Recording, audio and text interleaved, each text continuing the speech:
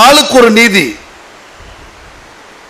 இப்படி யூதர்கள் தங்கள் சிந்தையிலே தாங்கள் சொல்லுகிற வாக்குகள் பலிக்க வேண்டும் என்கிற எண்ணமும், பிற இனத்தாருக்கு கடவுளின் அருளை ஒருபொழுதும் இல்லை என்கிற சிந்தையும் இருக்கிற சூழல்ல இங்கே கடவுள் மனம் இறங்கி இந்த மக்களுக்காக சொல்லுகிறார், ஐயோ இந்த மக்களை நான் அழிக்க நினைத்தேனே, வலது கைக்கும் இடது கைக்கும் வித்தியாசம் தெரியாத அளவுக்கு அப்பாவி மக்களாக இருக்கிறார்களே.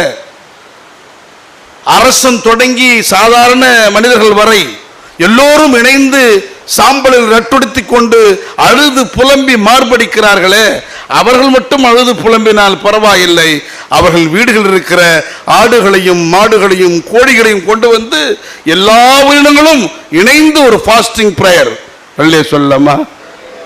நான் பாவிங்க, நான் சாப்பிடாம இருந்தா சாமி செத்து போடான்னு கூட சொல்லுவார். ஏன்னா அவருக்கு அவ்வளோ கோபம் என் மேலே.